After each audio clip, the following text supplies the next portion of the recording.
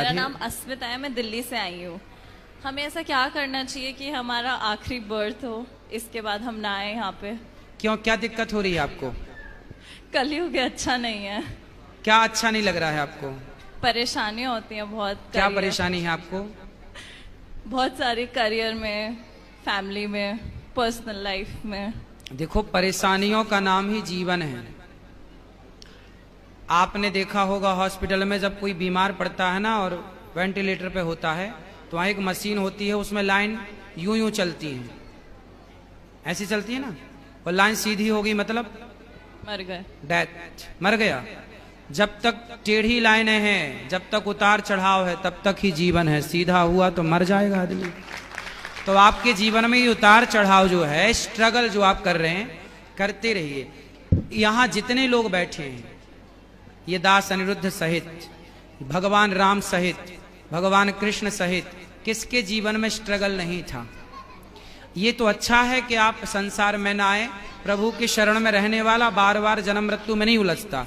लेकिन जब तक हो, हंस के रहो, खुश रहो, रो कर नहीं, परेशान होकर नहीं। ये तो चलता रहेगा, परेशानियां तो आएंगी जाएंगी, लेकिन उन परेशानियों के बाद भी आपको हैप्पी रहना चाहिए, खुश रहना चाहिए। ये जीवन है बेटा। इस संसार में ऐसा कौन है, एक को पकड़ के लाओ जिसके जीवन में दुख ना हो। बस किसी के जीवन में ज्यादा है, किसी के में थोड़ा सा कम है।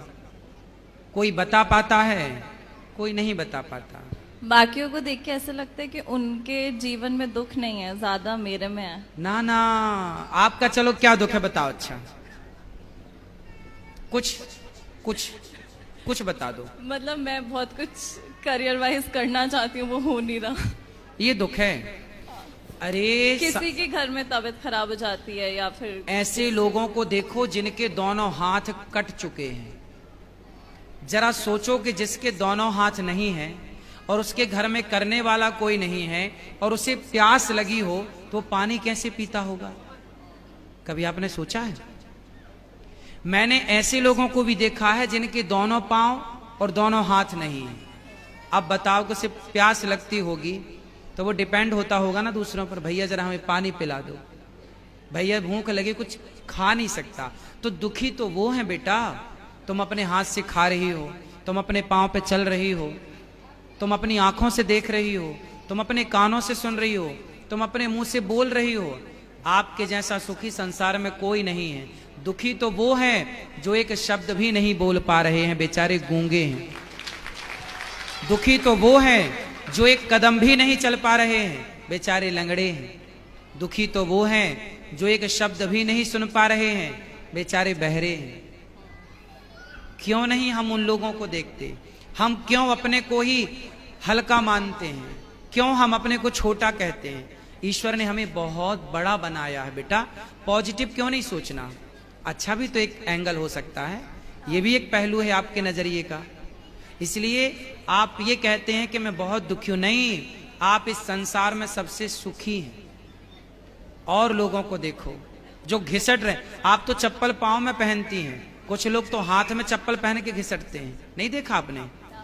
फिर आप कितने सुखी हैं। ईश्वर का धन्यवाद दीजिए कि विधाता आपने हमें इतना सुख दिया है, उसके लिए थैंक यू। ठीक है, थैंक यू। आप बताओ कि आप सुखी हो कि दुखी हो?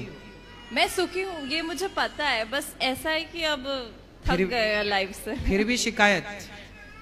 शायद से, मतलब ह्यूमन नेचर होती है कि ना हाँ नहीं, बेटा हमेशा खुश देखो, नहीं रहते। यदि शिकायतें करने बैठेंगे तो सबकी शिकायतें हैं।